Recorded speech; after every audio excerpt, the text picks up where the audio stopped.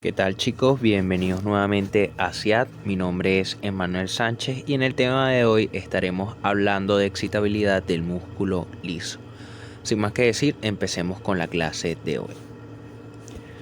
Cuando hablamos de músculo liso es importante a veces recalcar o hacer ciertas comparaciones con respecto al músculo esquelético, debido a que el músculo esquelético es el músculo más abundante en nuestro organismo.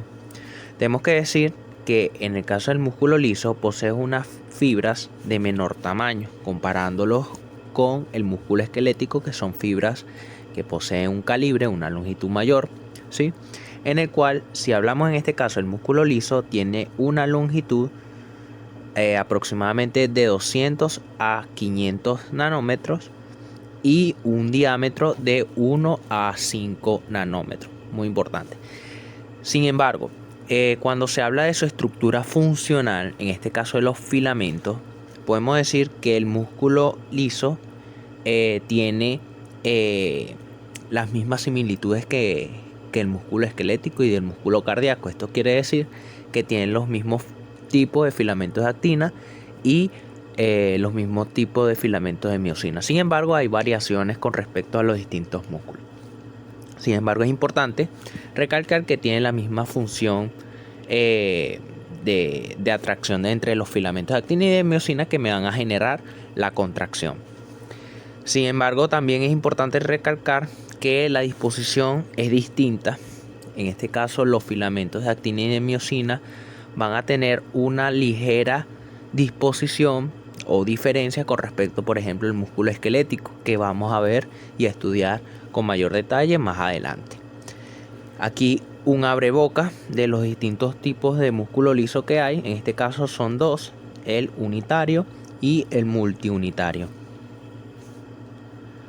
Entonces, cuando hablamos de los tipos de músculo liso, hay muchas características que podemos tomar en cuenta. En este caso podemos tener, dependiendo de las dimensiones físicas, nosotros podemos clasificarlo si es de los dos tipos que vamos a hablar más adelante. Podemos hablar dependiendo de su organización, por ejemplo, si se organizan en forma de fascículos o si cada célula, en este caso del músculo liso, están como individualizadas o están separadas. También podemos hablar o clasificarlo dependiendo del tipo de respuesta que genere. En este caso, si responde mejor a lo que serían estímulos eléctricos, a estímulos químicos, a estímulos mecánicos, dependiendo del tipo de músculo liso que estemos hablando. Otra característica u otro tipo, otro elemento relevante que nos puede identificar qué tipo de músculo es el tipo de inervación. Vamos a ver más adelante que puede que sean estimuladas directamente y ese potencial de acción de una célula se propague hacia la siguiente o que reciba inervaciones individuales. Ya vamos a ver más adelante. Y también, por último, se puede clasificar dependiendo de la función que cumple. No es lo mismo, cuando vayamos a ver más adelante, que hay unos músculos que cumplen funciones a nivel del gastrointestinal, por ejemplo, movimientos peristálticos, a otros que van a cumplir funciones a nivel por lo menos ocular, por ejemplo, el músculo ciliar. Sin embargo, todas estas características se pueden englobar en dos tipos de músculo específicos. En este caso hablamos del músculo multiunitario, que es este que observamos acá, que en este caso, en términos generales, podemos decir que no están organizadas en fascículos, sino que las células están un poco más desorganizadas y ellas poseen una inervación de forma individual. O sea, cada fibra muscular en este caso va a recibir sinapsis de una terminación nerviosa. Y por último tenemos el músculo liso unitario, o también llamado monounitario o visceral, que es este que observamos acá, que se encuentra un poco más en forma de fascículo, es un poco más organizado y se llama visceral debido a donde se encuentra. Generalmente lo que sería este tipo de músculo se va a encontrar en lo que sería el aparato digestivo, por ejemplo, en el cual va a cumplir ciertas funciones muy importantes que vamos a hablar más adelante. Entonces empecemos a detallar cada función y cada característica de cada músculo. Empecemos primero con el músculo multiunitario. El músculo multiunitario, como vimos anteriormente, no va a estar en forma de fascículos, sino que ella va a tener una organización separada y dispersa, ¿sí? En este caso, los fascículos están ubicados de forma desorganizada, ¿sí? No es como el músculo unitario, como vimos anteriormente, que tienen una organización un poco más organizada, valga la redundancia, ¿sí? Pero es un elemento característico del músculo multiunitario. Ellas actúan independientemente de las otras fibras musculares debido a que ellas reciben inervaciones individuales. En este caso, una terminación va a llegar a esta fibra muscular, otra va a llegar a esta fibra muscular y así sucesivamente. Si vemos una imagen, aquí tenemos que ellas no van a estar unidas entre sí, sino que van a estar separadas y ellas van a recibir inervaciones de forma individual, que es un elemento característico de este músculo. A su vez, el control principal o el estímulo principal de este tipo de músculo se va a dar a través de estímulos nerviosos.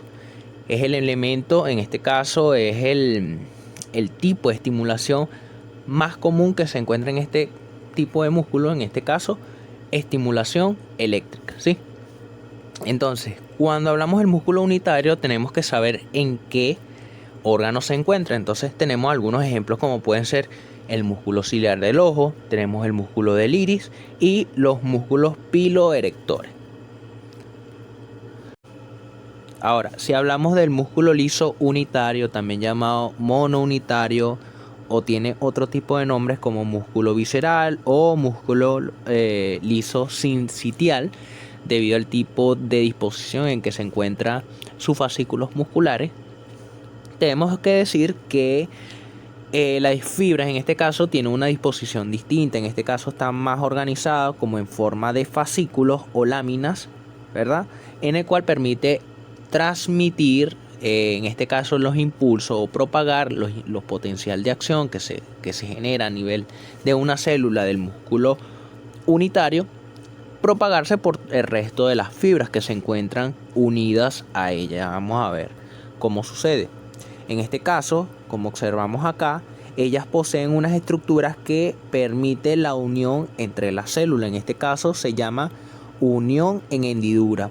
Por acá permiten, en este caso, el paso iónico de elementos que permitan propagar lo que sería el potencial de acción que se generó a nivel de una de las células musculares, ¿sí? Muy importante. Estas uniones en hendidura, vamos a ver más adelante, que es dada por unas estructuras llamados cuerpos densos. Estos cuerpos densos son similares a lo que serían las líneas Z, por ejemplo, el músculo esquelético. Aquí también tenemos que cuando se genera un estímulo excitatorio a nivel de una de las células, este neurotransmisor se va a propagar hacia las profundidades, excitando a el conjunto de fibras nerviosas, o simplemente excita a la región superficial, en el cual cuando se genera un potencial de acción se propaga hacia las capas más profundas debido al tipo de unión en hendidura que posee gracias a los cuerpos densos. Ya lo vamos a estudiar más adelante.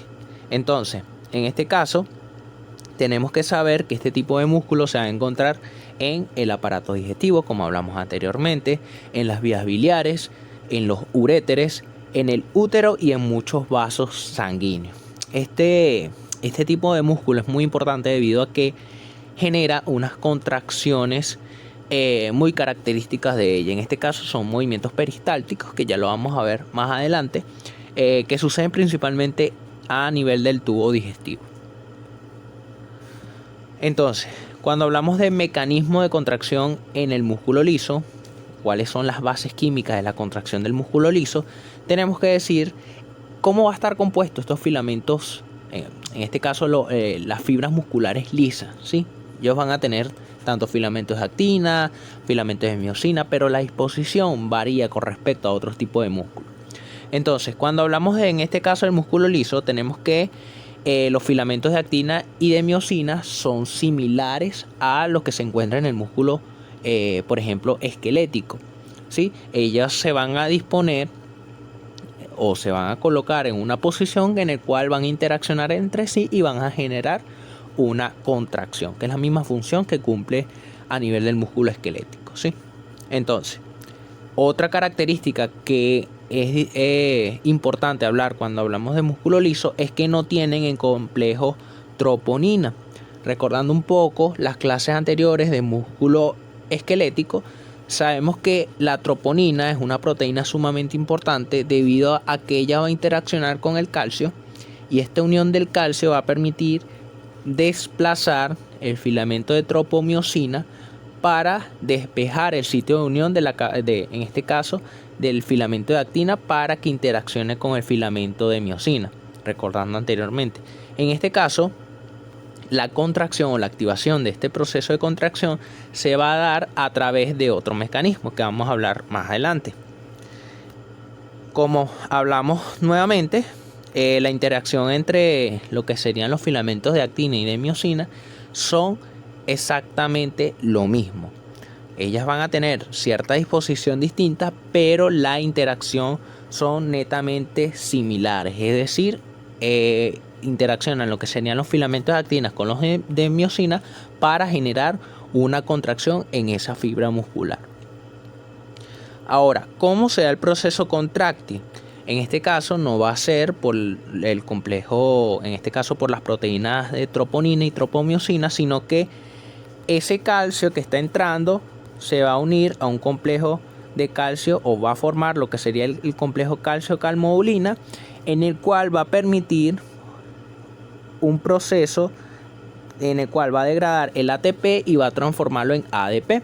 Esta transformación va a permitir generar lo que sería la contracción del músculo liso en este caso. Otra característica que tenemos que hablar cuando hablamos de músculo liso es que el músculo liso tiene una capacidad de contraerse mucho mayor que el músculo esquelético. En este caso, el músculo liso se puede contraer hasta 80% de su longitud. En cambio, el músculo liso tiene una contracción un poco más reducida, es aproximadamente el 30%. Es otro elemento característico del elemento muscular, en este caso del músculo liso. Entonces, otra característica que es sumamente importante es hablar de la disposición de los filamentos de actina y de miosina. En este caso, la disposición es distinta comparado al músculo esquelético, sin embargo, va a generar la misma función que sucede en el músculo esquelético, es decir, su interacción genera la contracción y posteriormente a ese proceso va a generar una relajación. Estos filamentos de actina van a estar unidos a unas estructuras llamadas cuerpos densos, que estos cuerpos densos serían similar a lo que se ve en el músculo estriado esquelético llamados línea Z, en el cual permiten fijar a estos filamentos de actina para permitir la interacción con los filamentos de miosina. A su vez, estos cuerpos densos van a interaccionar con otros cuerpos densos de otras fibras musculares, en este caso a través de unas proteínas intercelulares.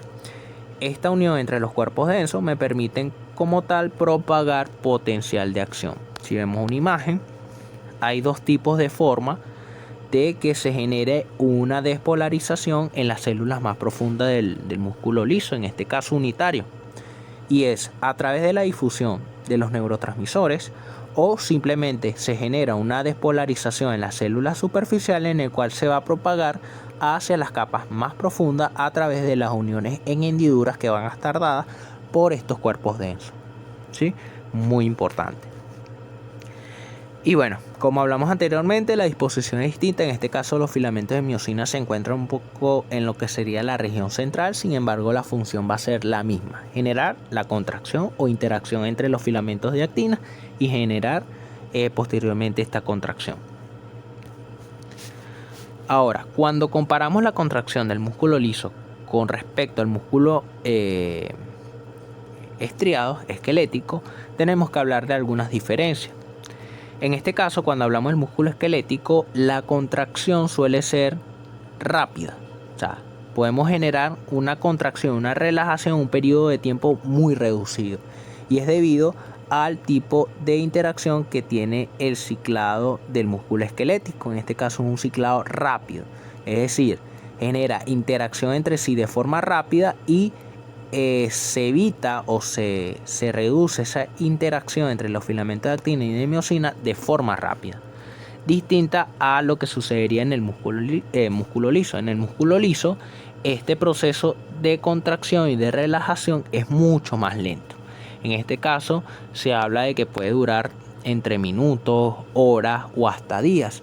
Y esto se debe al ciclado lento de los puentes cruzados, es decir, la interacción entre los filamentos de actina y de miosina. Ya vamos a ver cómo sucede este proceso de contracción más adelante en la diapositiva siguiente. Y este ciclado lento de los puentes cruzados es principalmente a que el músculo liso posee un consumo energético muy reducido. En este caso se habla de que por cada ciclado el músculo liso usa una molécula únicamente de ATP, comparado con el músculo esquelético, que es un elemento. En este caso, para generar la contracción y relajación se necesita mayor cantidad de energía, ¿sí? Muy importante. Y un dato curioso que tenemos que saber es que a nivel de lo que sería el intestino, vejiga urinaria, la vesícula biliar y otros órganos principalmente viscerales que van a estar compuestos de músculo unitario, es como el más abundante, va a generar o van a encontrarse en una contracción muscular tónica, es decir, indefinidamente ellos van a tener una contracción prolongada. Esto va a permitir darle forma al órgano y evitar que sus paredes como tal colapsen, ¿sí? Siempre va a tener una tonicidad por un periodo prolongado, ¿sí? Entonces, aquí es bueno hablar de la lentitud de inicio de la contracción y relajación del tejido muscular liso, ¿sí? En este caso, el músculo liso, ya hablamos de que su ciclado es lento. Él alcanza su contracción máxima o su mayor capacidad contráctil es a partir de los 0.5 segundos después de haber iniciado el estímulo, ¿sí? Posterior a estos 0.5 segundos, su fuerza contráctil se va reduciendo o va disminuyendo aproximadamente por un periodo de 1 a 2 segundos. Esto quiere decir que la contracción como tal total del músculo liso dura aproximadamente entre 1 a 3 segundos. Es aproximadamente 30 veces más prolongado que en el músculo estriado esquelético. Como hablamos anteriormente, el músculo estriado esquelético tiene un ciclado mucho más rápido, es decir, una contracción y relajación mucho más rápida, con un consumo energético mucho más elevado. Este inicio de contracción se va a dar debido al ingreso de iones calcio. Sabemos que el calcio, en el caso de los músculos, para generar una contracción es sumamente importante. Es un ion, se podría decir que el causante de la contracción de los elementos musculares es el ion calcio. Y en este caso la respuesta es mucho más lenta que en el caso del músculo esquelético. Aquí observamos dos imágenes. Tenemos unos movimientos peristálticos en el cual se genera una contracción en la parte anterior al bolo o al producto que se encuentra a nivel intestinal para permitir el desplazamiento de este material. En este caso la contracción es, vuelve y se repite, es mucho más lento, más prolongado que en el caso del músculo esquelético. Aquí tenemos unas ondas que las vamos a ver más adelante, que son las ondas lentas, que dependiendo de ese tipo de ondas, si llega al umbral, disparan potencial de acción. Aquí tenemos lo que sería la entrada de iones calcio, que vamos a hablar de este proceso en las siguientes diapositivas, de cómo sucede el proceso de contracción en el músculo liso. Entonces, si hablamos de la fuerza máxima de contracción de los músculos, en este caso la comparación del músculo liso con el músculo esquelético, tenemos que decir que aquí predomina es el músculo liso. Se puede pensar que es al revés debido a la función que cumple el músculo esquelético, sin embargo no es así. El músculo liso sabemos que tiene una escasez en los filamentos de miosina, que es un elemento sumamente importante para generar lo que es el proceso de contracción, y que tiene un ciclado de puentes cruzados mucho más lento, con un consumo energético mucho más reducido.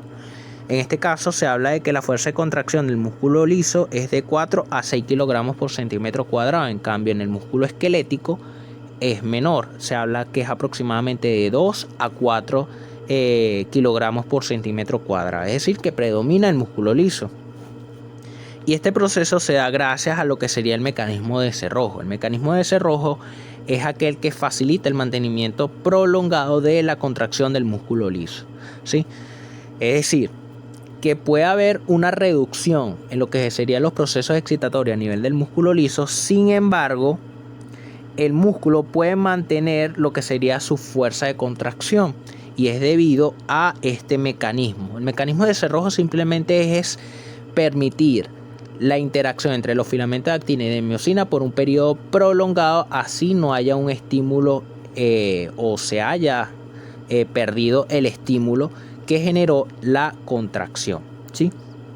En este caso, el mecanismo de cerrojo es el que permite lo que sería mantener la contracción tónica, en este caso del músculo liso, por un periodo prolongado, y esto puede durar ya sea minutos, horas o hasta días, y con un consumo bajo de energía. Muy importante, recordando que el ciclado del músculo liso es un ciclado en el cual no hay un consumo alto de energía debido al que el proceso es muy lento. En este caso se consume una única molécula de ATP por cada ciclado. Entonces, lo que permite realmente una contracción prolongada va a ser el mecanismo de cerrojo, que permite mantener esa interacción o esa actividad entre los filamentos de actina y de miosina por un periodo prolongado con un consumo de energía bajo, ¿sí? Entonces, otro tema que hay que hablar, que es la tensión y relajación del músculo liso. Esto se ve o predomina más en lo que serían los músculos unitarios viscerales, ¿sí? En el cual hay músculos que tienen la capacidad de mantener una tonicidad por un periodo prolongado, en este caso permanente. Cuando se genera cambios de volumen, por ejemplo, tenemos el caso de la vejiga. La vejiga aumenta de tamaño cuando hay un aumento de volumen. Esto va a generar una contracción para permitir el vaciamiento, en este caso de la orina, ¿sí? Y posteriormente a eso va a generar una contracción para mantener una tonicidad adecuada en lo que sería este tipo de músculo. Esto es lo que principalmente se habla de tensión y relajación, que no puedes mantener en este caso un músculo por una contracción muy elevada ni por una relajación muy prolongada, sino que ya tiene una tonicidad promedio para que mantenga su forma dependiendo de los volúmenes que se estén hablando, en este caso de la vejiga, ¿sí? Muy importante saber esto. Entonces, hablemos de lo que sería la regulación de la contracción de los iones calcio. Aquí ya hablamos de cómo suceden los procesos de contracción, ¿sí? Sabemos que el ion por excelencia que genera la contracción en los músculos es el calcio. Ya estamos hablando de músculo esquelético, músculo cardíaco, en este caso hablamos del músculo liso. Entonces tenemos que hablar tenemos que tocar algunos puntos que nos permiten entender mejor cómo sucede el proceso de contracción en el músculo liso en este caso. Entonces, la contracción sucede por un aumento de iones calcio en el intracelular, o en este caso en el citosol. La entrada puede ser tanto desde el extracelular hacia el intracelular o por la liberación de calcio a nivel de lo que sería el retículo sarcoplásmico. Dependiendo de esas dos opciones, puede aumentar esos niveles de calcio en el intracelular que me va a permitir la contracción.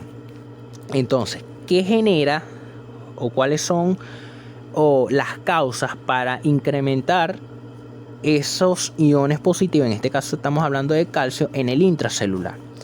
Esto puede ser por varias razones, por una estimulación nerviosa que genere cambios conformacionales en la membrana o en el retículo sarcoplásmico que libere esos iones calcio, por un estímulo hormonal, el cual interacciona con los receptores y permite el paso de iones, en este caso de calcio, una distensión de las fibras, por ejemplo a nivel intestinal, cuando hay una distensión por aumento de volumen del tránsito intestinal, en este caso pueden ser por gases, genera un estímulo que va a generar posteriormente una contracción.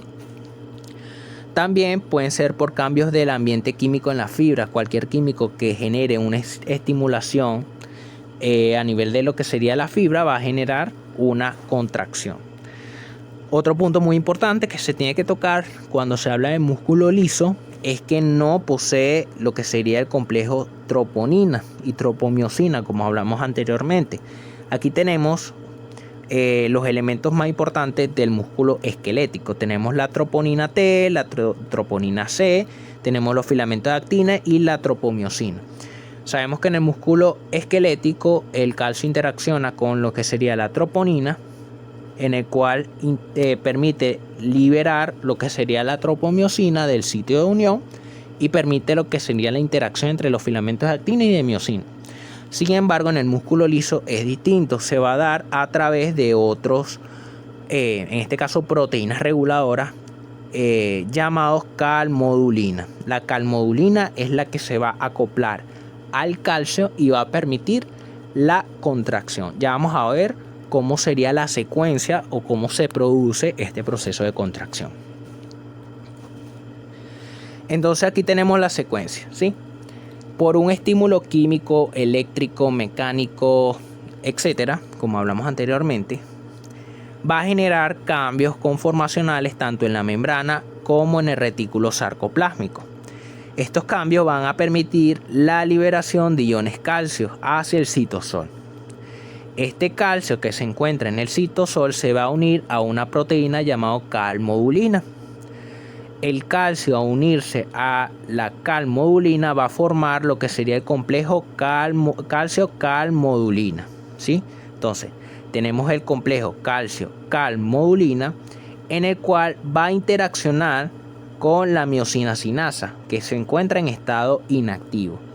Cuando ella interacciona con el calcio-calmodulina o el complejo calcio-calmodulina, hay un proceso de fosforilación en el cual transforma el ATP en ADP y activa a lo que sería la miosina sinasa.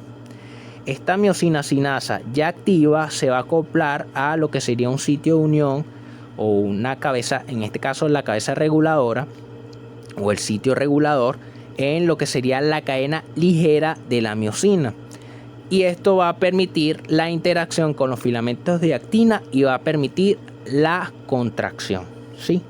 Repetimos, entra el calcio, ya sea de la membrana o del retículo sarcoplásmico, el calcio se acopla a lo que sería el complejo calcio-calmodulina, forma el complejo calcio-calmodulina, en el cual la miosina sinasa, que se encuentra inactiva, interacciona con el complejo calcio-calmodulina, en el cual se activa por proceso de fosforilación, se acopla a la cabeza ligera o a la cadena ligera, en este caso de la miosina, y genera la interacción entre los filamentos de actina y de miosina, generando la contracción, ¿sí?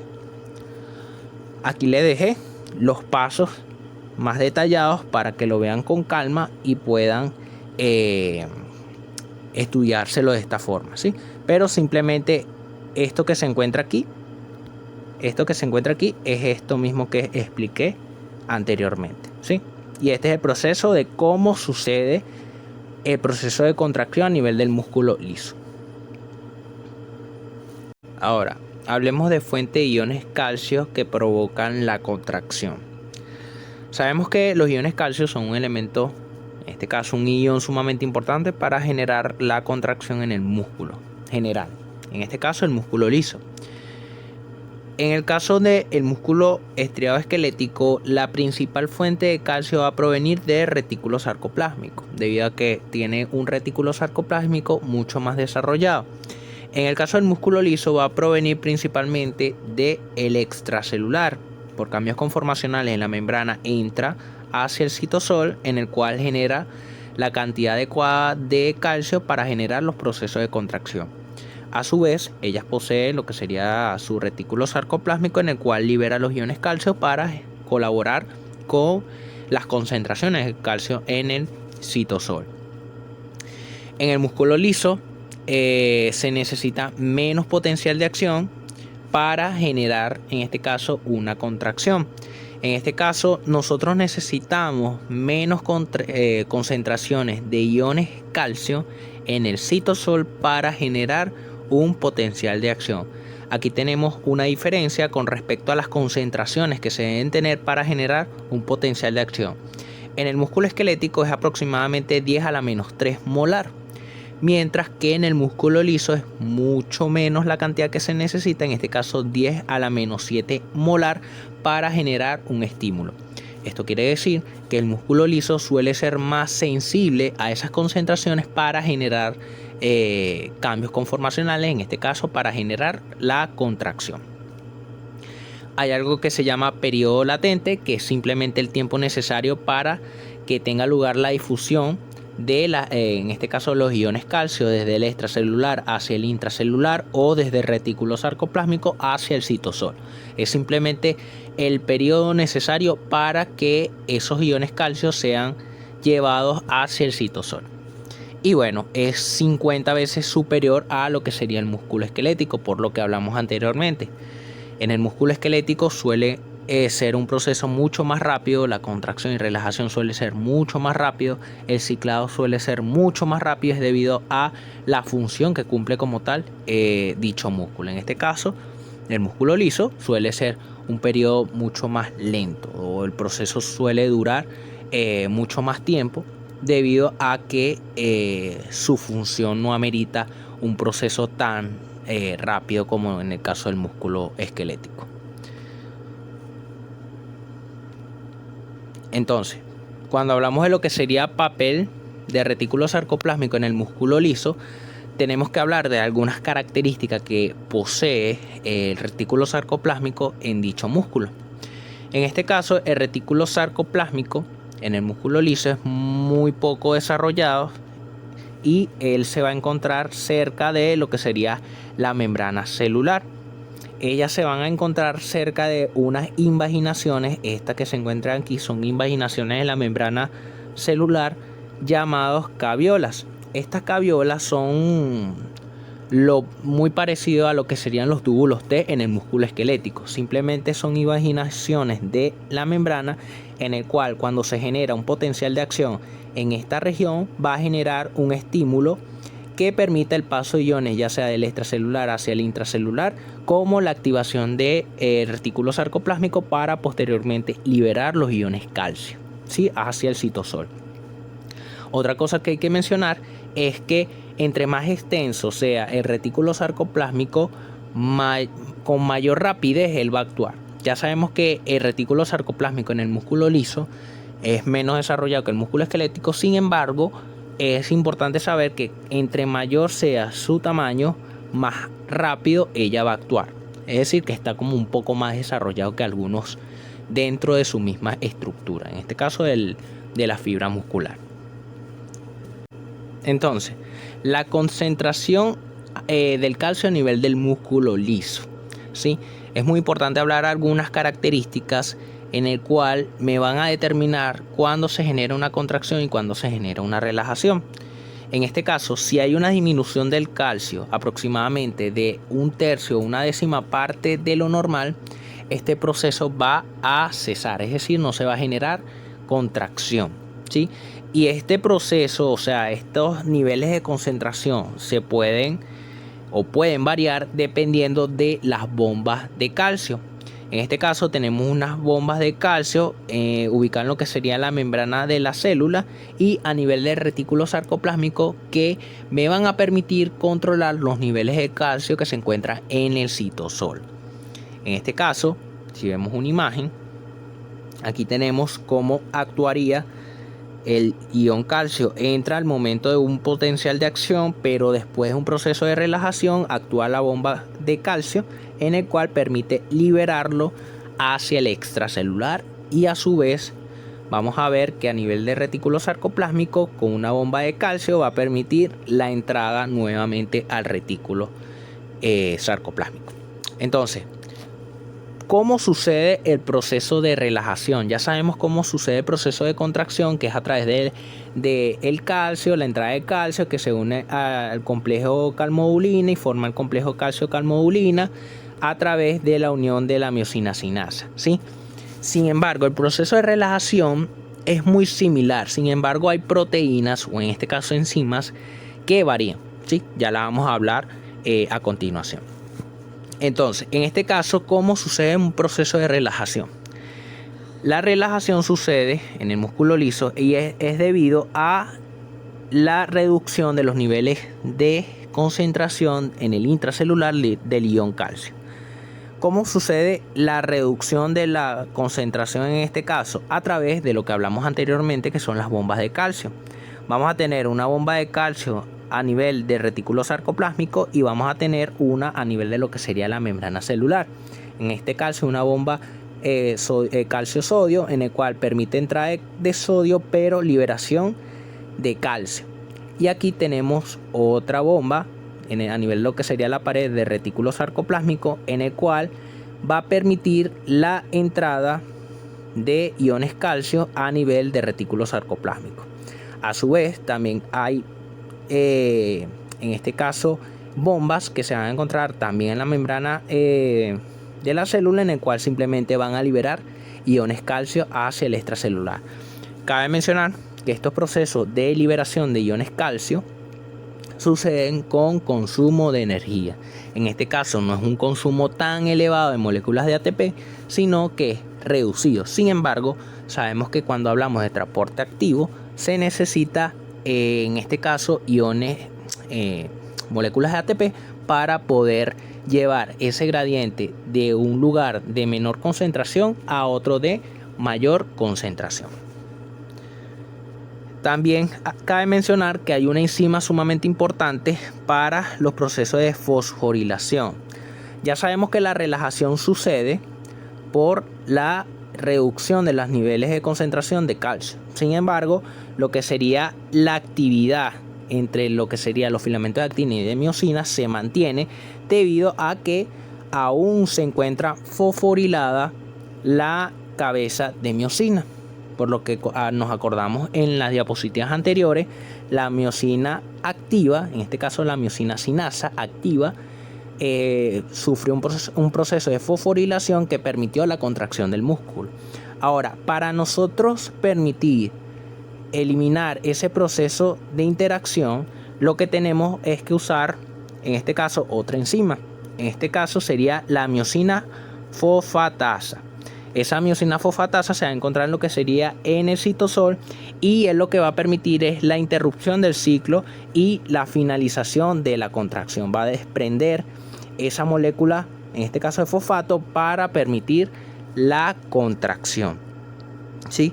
Muy importante. Y este proceso de ciclado, o forma parte del proceso de ciclado, o este proceso de relajación, va a estar determinado no solamente por las bombas de calcio que hablamos anteriormente, que me van a permitir sacar esos iones calcio del citosol, sino que también va a depender de la cantidad de miosina fosfatasa activa que me van a permitir liberar esa molécula de fosfato, ¿sí? Entonces, resumen, el proceso de relajación va a estar dada por las bombas de calcio que van a permitir sacar esos iones calcio del citosol, y también por una enzima llamada miosina fosfatasa que va a desprender ese fosfato y va a permitir la relajación, ¿sí?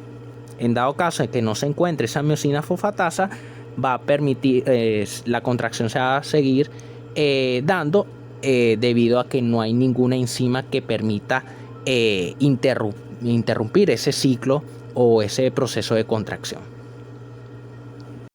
Entonces, el mecanismo de regulación de los fenómenos de cerrojo, ya hablamos anteriormente que es un mecanismo de cerrojo que es simplemente un mecanismo que permite el mantenimiento a largo plazo del tono muscular. Permite como tal la interacción entre los filamentos de actina y de miosina por un periodo prolongado con un consumo energético bajo, ¿sí?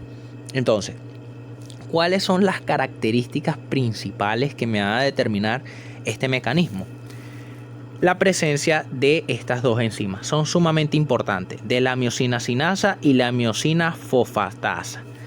Si hay elevada cantidad de miosina sinasa y enzima miosina fosfatasa, va a haber una elevada actividad, en este caso de ciclado. El ciclado, recordando, es la unión y separación de los filamentos de actina y de miosina, en el cual me van a generar una contracción y una relajación. En caso de que haya una disminución de alguna de las enzimas, este proceso por supuesto se va a ver afectado. En este caso, si hay una reducción de la miosina sinasa, no va a haber proceso de contracción. ¿Por qué? Porque esta enzima es sumamente importante para el proceso de contracción. Mientras que si hay una escasez de enzima de miosina fosfatasa, va a haber un proceso de contracción, más no va a haber un proceso de relajación. Sí se van a liberar los iones calcio del citosol, pero la interacción entre los filamentos de actina y de miosina van a seguir debido a que no hay presencia de miosina fosfatasa que permite desprender o separar estos filamentos y evitar lo que sería la interacción que genera lo que como tal la contracción, ¿sí? Entonces, sumamente importante saber que las enzimas que forman parte de este proceso de mecanismo de cerrojo son la miosina sinasa y la miosina fosfatasa, una para la contracción y otro para la relajación. Aquí tenemos, en dado caso de que falten alguna de estas dos enzimas, este proceso no se va a dar de forma adecuada. Ahora, cuando hablamos de control nervioso y hormonal, en la concentración de, en este caso, del músculo liso, podemos decir, como hablamos anteriormente, que las señales que recibe el músculo liso pueden ser tanto por estímulos nerviosos, en el cual generen cambios conformacionales en la membrana o en el retículo sarcoplásmico, como pueden ser estímulos hormonales que interaccionen con los receptores que se encuentran en la membrana, alguna distensión por algunos elementos, por lo menos en el tubo digestivo, u otros estímulos que generen cambios conformacionales en la membrana principalmente. Entonces, dependiendo de los estímulos, podemos decir que a nivel de lo que sería la membrana celular, encontramos un conjunto de proteínas.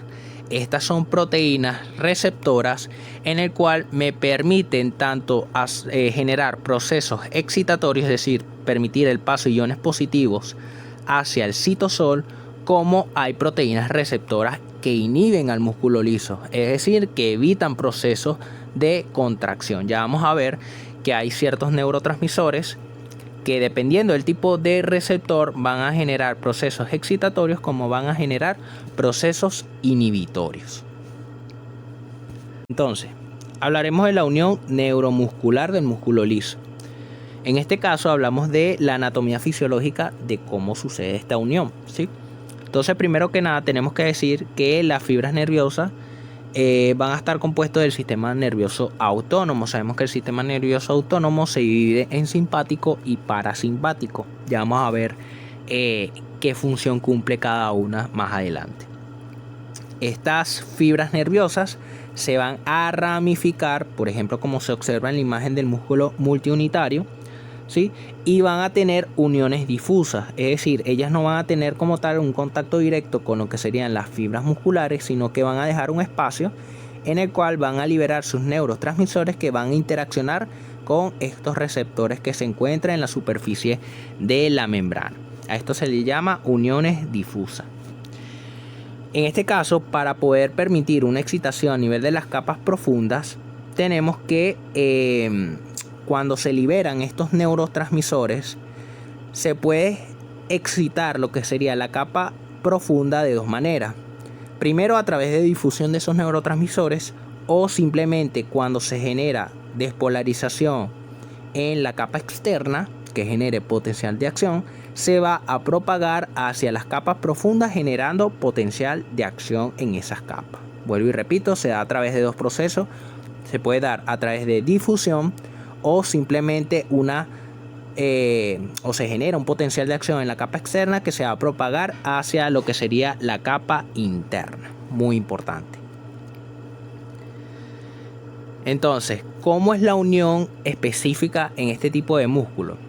Si vemos y recordamos un poco de cómo es la unión neuromuscular en el músculo estriado esquelético, sabemos que tiene un botón presináptico en el cual cuando se genera un potencial de acción libera los neurotransmisores, ¿sí? En el caso del músculo liso es distinto.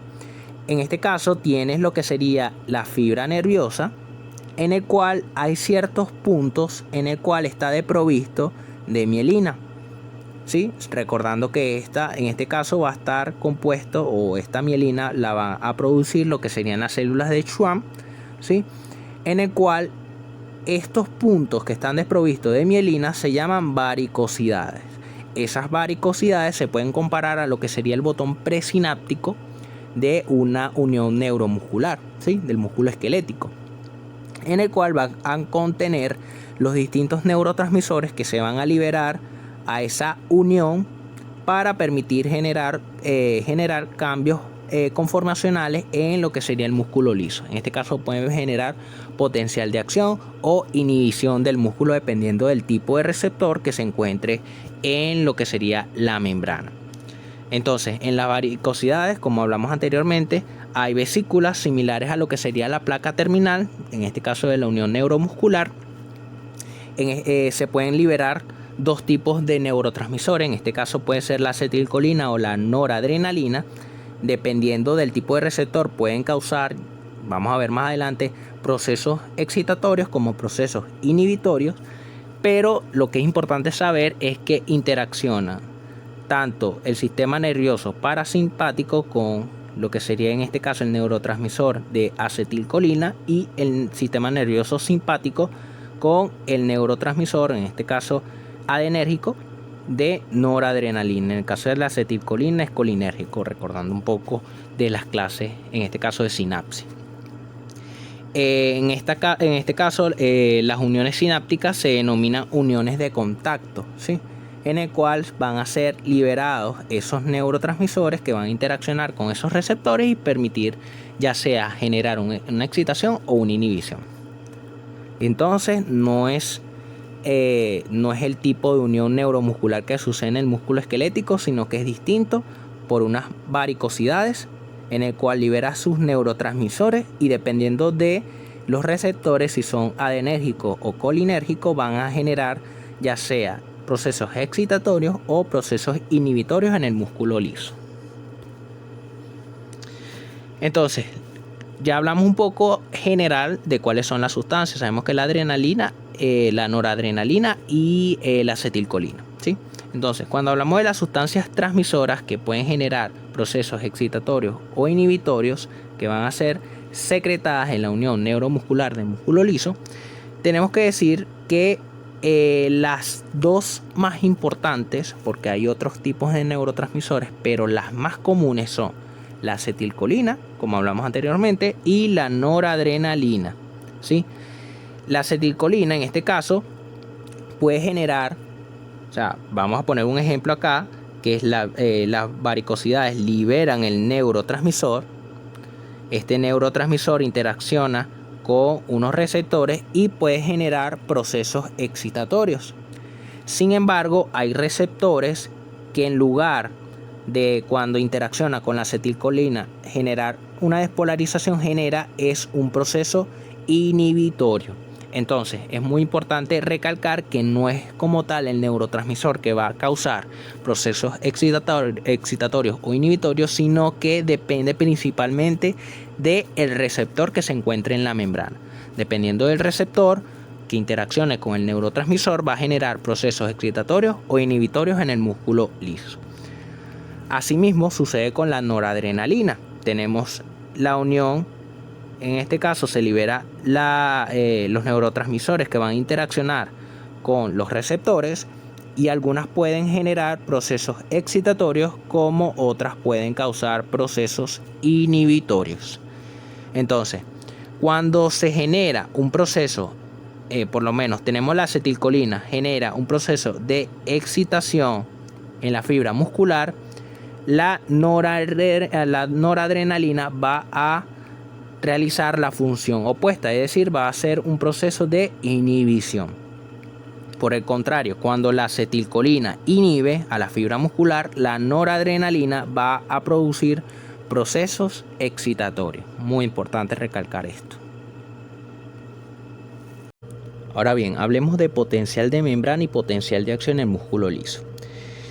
Cuando hablamos de este tipo de músculo, tenemos que decir que él es más sensible a esos cambios y generalmente se estimula de forma más sencilla y más fácil.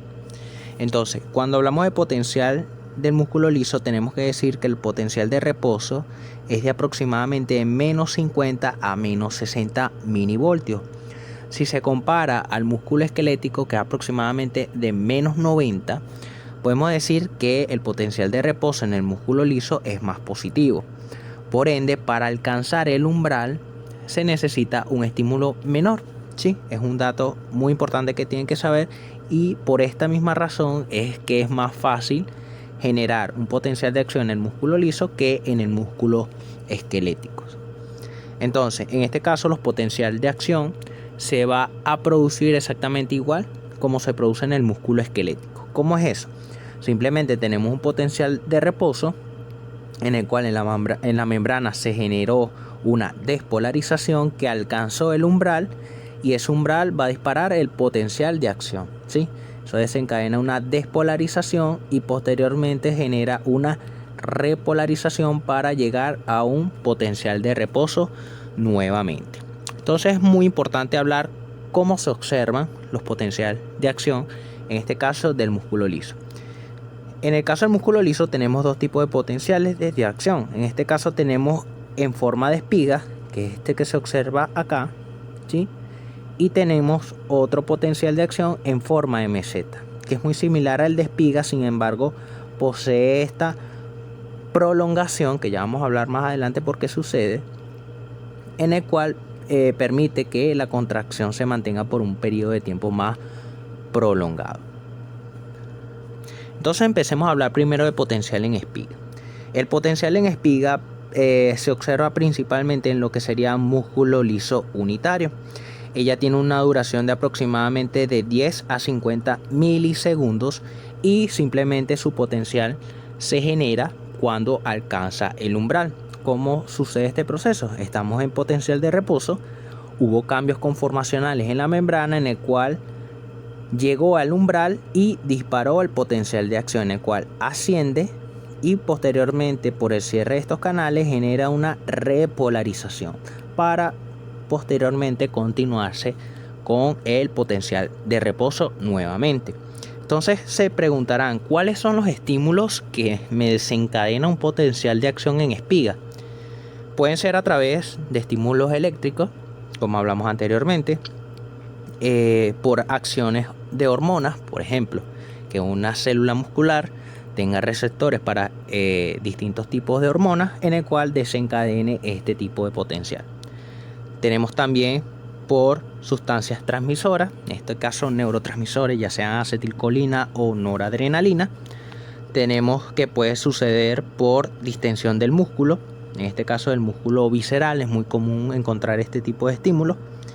Y también tiene la capacidad de generar de forma espontánea. Vamos a ver más adelante que se genera unas ondas lentas, vamos a ver una imagen aquí, que no son potencial de acción, simplemente son entrada pasiva, se cree que son de sodio, en el cual permite acercarse al umbral y en dado caso de alcanzar el umbral dispara un potencial de acción, que esto lo vamos a ver más adelante.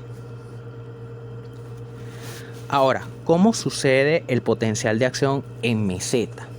Es muy importante porque es muy parecido al potencial de acción del músculo cardíaco y trabajan algo similar. Sin embargo, el potencial de acción en meseta en el caso del músculo liso es mucho más prolongado. Este puede durar aproximadamente un segundo, mucho mayor que sucede en el músculo cardíaco, ¿sí? Entonces, ¿Cómo sucede en este caso? Sucede similar al de espiga. Tenemos un potencial de reposo en el cual, a medida que va generando por un estímulo, se empieza a despolarizar, llega al umbral, dispara el potencial de acción y vuelve un periodo de reposo. Sin embargo, este periodo de reposo no desciende completamente, y esto se debe a una entrada de iones positivos hacia el intracelular, generalmente de calcio. Esto va a permitir que se mantenga una contracción prolongada por aproximadamente un segundo. Esto es muy importante debido a que es una de las características que permite que el músculo, en este caso el músculo liso, se mantenga contraído por periodos prolongados, ¿sí? Repetimos, potencial de reposo, luego alcanza el umbral, dispara un potencial de acción en el cual se repolariza, sin embargo empiezan a entrar iones calcio al intracelular que permite mantener la contracción, o en este caso el potencial, para permitir una contracción prolongada aproximadamente un segundo. Entonces, los canales de calcio son importantes en la generación del potencial de acción del músculo liso. Sabemos que el calcio es importante no solamente en el músculo liso, sino en el músculo cardíaco, en el músculo esquelético, para cumplir ciertas funciones, específicamente la contracción. Sin embargo, aquí vamos a referirnos un poco sobre el músculo liso.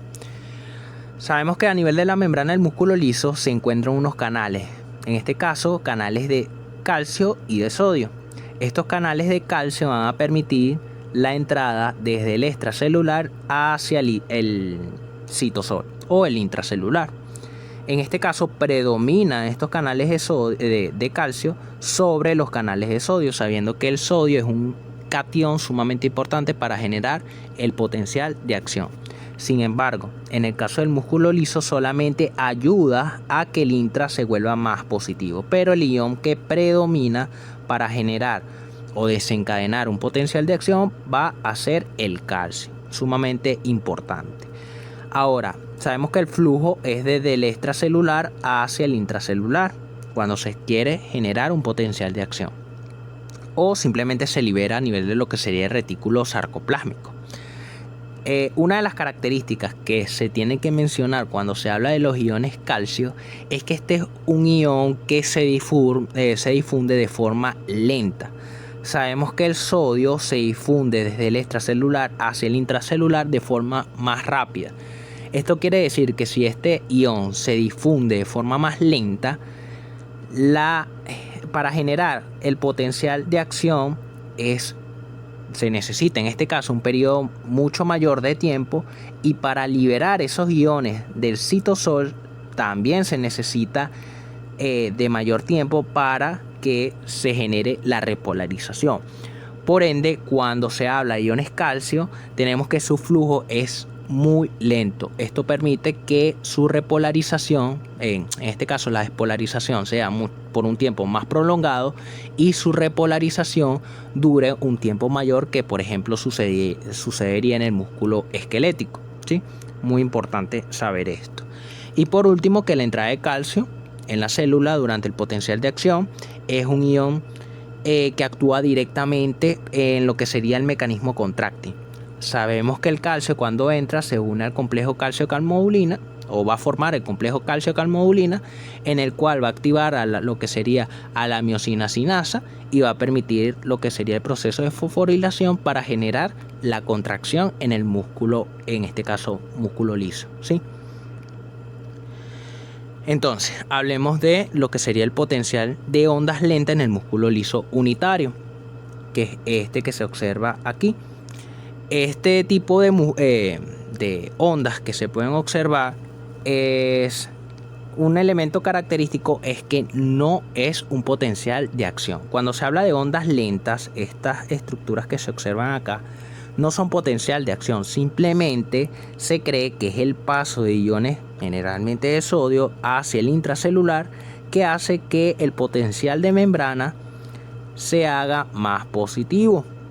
Llega un punto que este es capaz de llegar al umbral y generar un potencial de acción en forma de espiga, como se observa en la imagen. Un dato muy importante que tienen que saber es que hay células del músculo liso que son autoexcitadoras, es decir, no necesitan un estímulo externo para generar un potencial de acción. Simplemente por una distensión, por ejemplo, genera que el intracelular se vuelva más positivo y genere una despolarización. La aparición de estos potenciales de acción, estos que se observan aquí, se hacen debido a que se hacen de forma sincronizada para que se dé de forma adecuada. En este caso es muy importante debido a ciertos movimientos como por ejemplo el peristaltismo. El peristaltismo necesita que esos movimientos se hagan de forma coordinada para el desplazamiento de el contenido que se encuentra a nivel de la porción interna del tubo digestivo, ¿sí? Entonces es un dato que tiene que saber también. También hay que mencionar que el potencial de membrana es de menos 60 y cuando llega a menos 35, que es el umbral, ya hablamos anteriormente de eso, que es por la entrada pasiva de iones sodio, puede desencadenar esos potencial de acción. Y simplemente esos potencial de acción pueden ser tanto 1 como 2 o como 3 dependiendo de la duración. Y esto me va a permitir una contracción rítmica, ¿sí? A esto se le llama ondas marcapaso o también llamados ondas lentas. Entonces, cuando hablamos de excitación del músculo liso visceral por distensión muscular, hablamos de que cuando hay una distensión lo suficiente, este caso puede ser por el paso de algún alimento o de algún proceso en el cual en una región del tubo digestivo se encuentra con niveles altos de gases, por ejemplo, va a generar dos procesos. Primero va a generar potenciales de ondas lentas normales y va a permitir una disminución de la negatividad en el intracelular. Sabemos que cuando hay una distensión a nivel de las paredes intestinales, esta distensión va a hacer que haya cambios conformacionales en lo que sería la membrana del músculo liso. En este caso va a permitir entradas de iones positivos hacia el intracelular, principalmente en este caso de sodio. Recordando que las ondas lentas no son potencial de acción, sino simplemente un paso pasivo de iones sodio.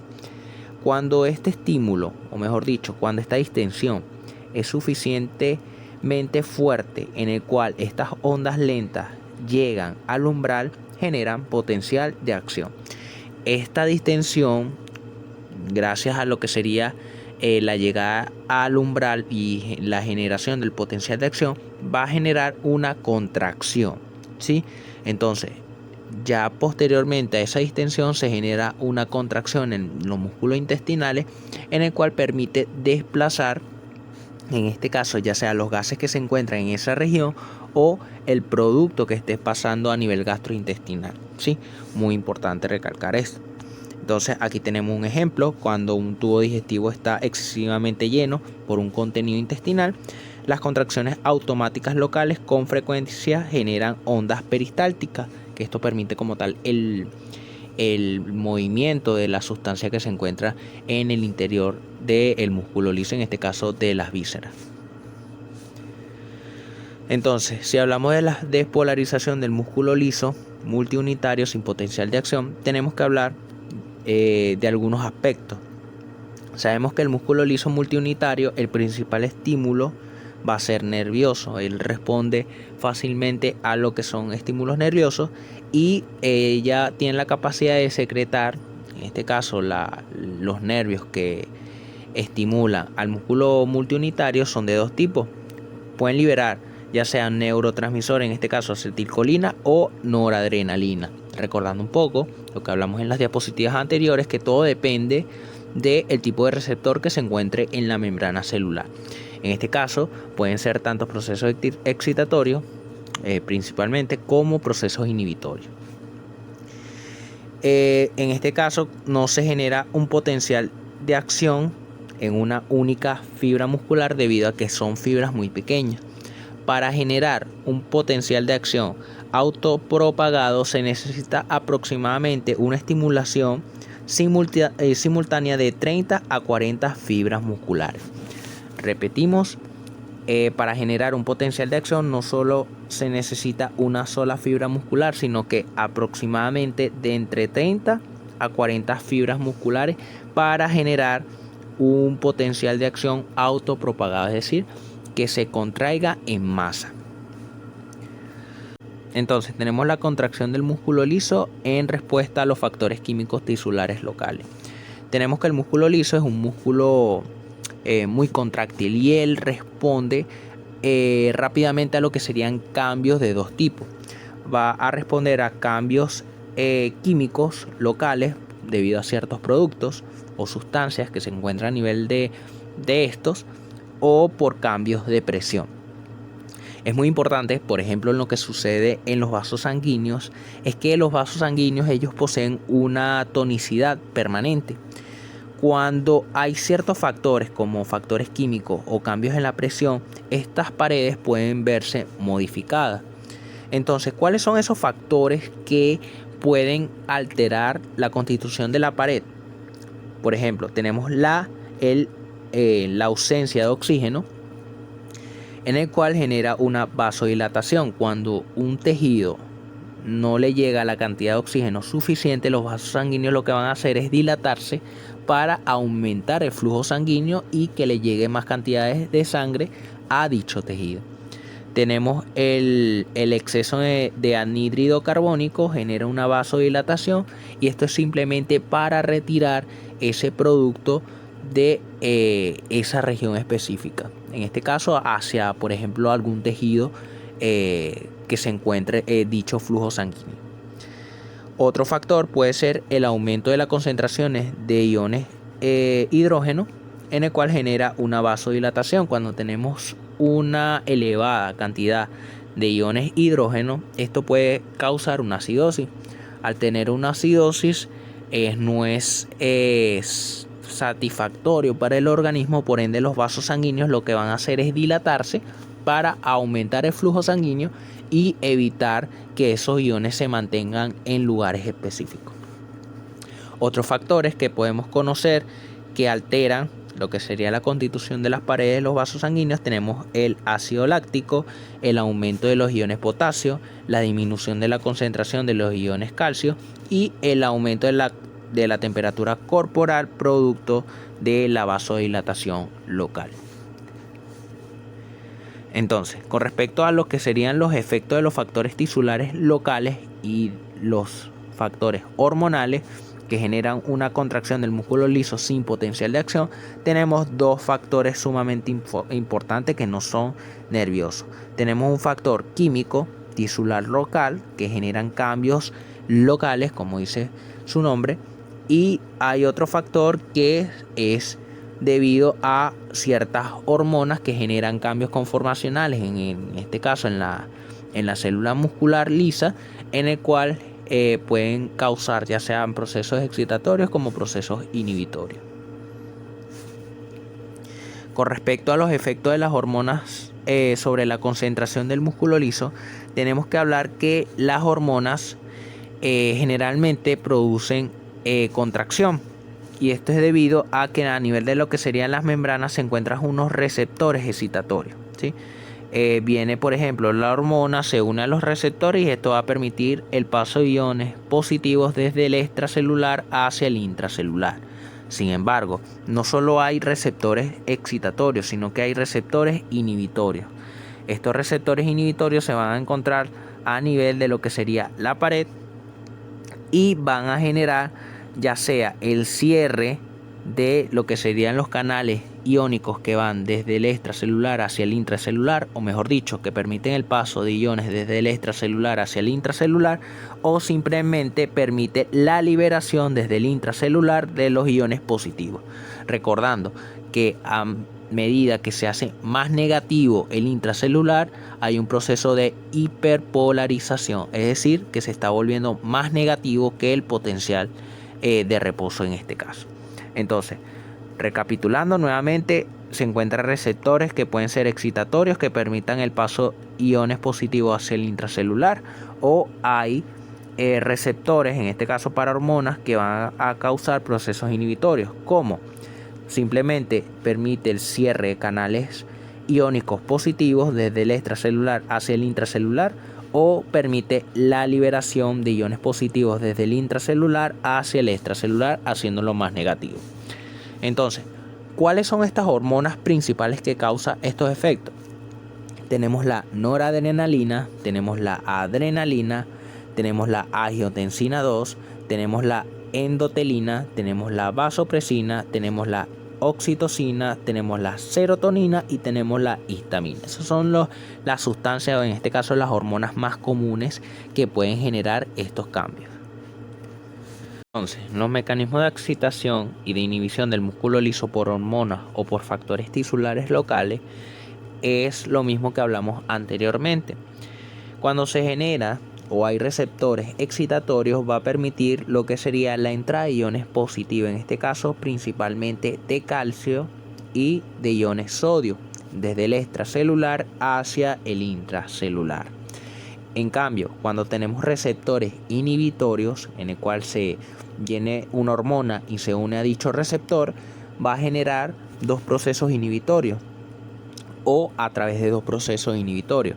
En este caso, puede cerrar lo que serían los canales iónicos y evita el paso de iones positivos, principalmente de sodio y de calcio, desde el extracelular hacia el intracelular.